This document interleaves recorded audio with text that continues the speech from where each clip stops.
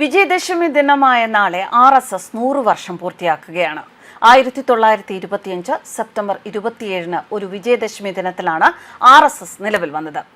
നാളെ മുതൽ അടുത്ത വർഷം വിജയദശമി വരെയാണ് 100ാം വാർഷിക ആഘോഷ പരിപാടികൾ.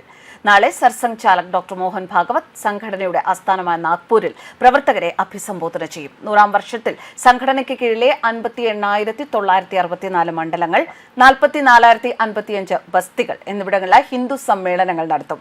ഖണ്ഡ് നഗർ തലത്തിലെ 11,360 കേന്ദ്രങ്ങളിൽ സാമാജിക സദ്ഭാവനാ യോഗങ്ങൾ സംഘടിപ്പിക്കും. 924 സംഘ ജില്ലകളിൽ സെമിനാറുകളും നടത്തും. പരമാവധി വീടുകളിൽ സംഘ സന്ദേശം എത്തിക്കും. മോഹൻ ഭാഗവത് വിദേശത്തെ ആഘോഷ പരിപാടികളിലും പങ്കെടുക്കും. ശതാബ്ദി ആഘോഷങ്ങളുടെ ഭാഗമായി ഇന്ന് ദില്ലിയിലെ ഡോക്ടർ അംബേദ്കർ ഇന്റർനാഷണൽ സെന്ററിൽ നടക്കുന്ന ചടങ്ങിൽ പ്രധാനമന്ത്രി നരേന്ദ്രമോദി മുഖ്യ അതിഥിയാകും. പ്രത്യേക തപാൽ സ്റ്റാമ്പും നാണയവും അദ്ദേഹം പുറത്തിറക്കുന്നുണ്ട്. RSS സർക്കാർ വിഭാഗ ദത്താത്രേയ ഹൊസബള സന്നിഹിതനായിരിക്കും.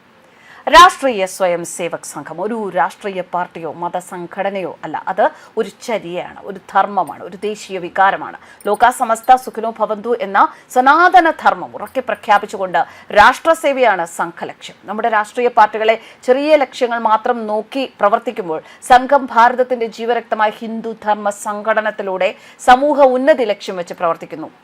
ഹിന്ദു എന്നത് ഒരു മതമല്ല. ഓരോ സ്വയം സേവകനും സംഘം വിഷയം ജീവിതത്തിന്റെ ഒരു ചര്യയായി കണ്ടുകൊണ്ടാണ് പ്രവർത്തിക്കുന്നത്. ഞാൻ എന്ന അഹംഭാവമില്ലാതെ എന്നിലും നിന്നിലും ലോകത്തിലെ സർവ്വചരാചരങ്ങളിലും നിലകൊള്ളുന്നത് എന്നിലുള്ള അതേ ചൈതന്യമാണ് എന്നും അതിനാൽ ഇഹലോകവാസം വെടിയുമ്പോൾ എന്നിലെ ചൈതന്യം ഈ പ്രകൃതിയിൽ അലിഞ്ഞു ചേരേണ്ടതാണ് എന്നും തിരിച്ചറിഞ്ഞ് ധർമ്മത്തിൽ അധിഷ്ഠിതമായ കർമ്മത്തിലൂടെ അർത്ഥത്തിലൂടെ മോക്ഷമാർഗം തേടുകയാണ് വേണ്ടത്. അങ്ങനെ കഴിഞ്ഞാൽ അമിതമായ ആഗ്രഹങ്ങളോ വൈരാഗ്യബുദ്ധിയോ ഇല്ലാതെ സാമൂഹിക ജീവിയായ ലോകരാജ്യങ്ങൾക്ക് മാതൃകയാകാൻ നമുക്ക് സാധിക്കും. ഭാരതത്തിന്റെ ജീവരക്തമാണ് ഹൈന്ദവ ധർമ്മം. അതിനാൽ നമ്മുടെ മഹർഷിവര്യന്മാർ കാണിച്ചു തന്ന ജീവിതപാത സ്വീകരിച്ച് നാം സ്വയം പര്യാപ്തത നേടണം.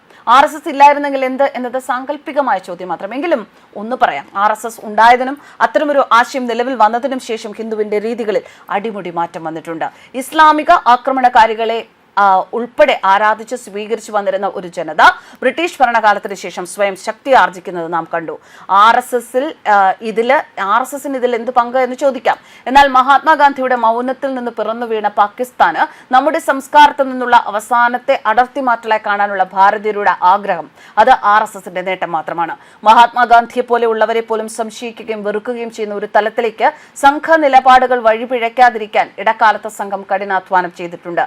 അതിന്റെ ഫലമായാണ് ഹിന്ദു മഹാസഭ പോലുള്ള നിലപാടുകൾ ഉടലെടുത്തത്. എന്നാൽ അതിന് പഴികേട്ടത് സംഘമാണ്. സംഘപ്രവർത്തകർ ചേർന്ന് സേവാഭാരതി രൂപീകരിച്ചത് പാവപ്പെട്ട ജനങ്ങൾക്ക് സേവനങ്ങൾ നൽകാനാണ്. ഇന്ന് രാജ്യത്ത് 1.25 ലക്ഷത്തിലധികം സേവാ പദ്ധതികളാണ് സർക്കാർ സഹായങ്ങൾ ഒന്നുമില്ലാതെ സേവാഭാരതി നടത്തുന്നത്. വനവാസി കല്യാണ ആശ്രമം എന്ന സംഘടനയിലൂടെ ഗിരിവർഗ ജനങ്ങൾക്ക് സംഘപ്രവർത്തകർ സേവനം നൽകുന്നു. 70,000 ഏകാധ്യാപക സ്കൂളുകളാണ് വനവാസി കല്യാണ ആശ്രമം രാജ്യത്തെ ഉൾവനങ്ങളിലെ ഗിരിവർഗ ജനവിഭാഗങ്ങളിലെ കുട്ടികൾക്കായി നടത്തുന്നത്.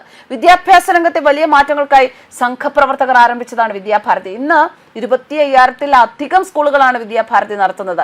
30 ലക്ഷത്തോളം കുട്ടികളാണ് ഇവിടെ പഠിക്കുന്നത്. കുറഞ്ഞ ചിലവിൽ ഗുണാത്മക വിദ്യാഭ്യാസം രാജ്യത്തെ ലക്ഷക്കണക്കിന് കുട്ടികൾക്ക് നൽകാൻ സാധിച്ചു. വിദ്യാഭാരതി സ്കൂളിൽ പഠിച്ചിറങ്ങുന്ന കുട്ടികൾ ഒരിക്കലും സമൂഹത്തിനൊരു ബാധ്യതയായി മാറാതെ രാജ്യ വികസനത്തിനായി പ്രവർത്തിക്കുന്നു. വനിതകൾ, യുവാക്കൾ, തൊഴിലാളികൾ ഇങ്ങനെ എല്ലാ മേഖലകളിലും RSS വളരെ വലിയ പങ്ക് വഹിക്കുന്നു.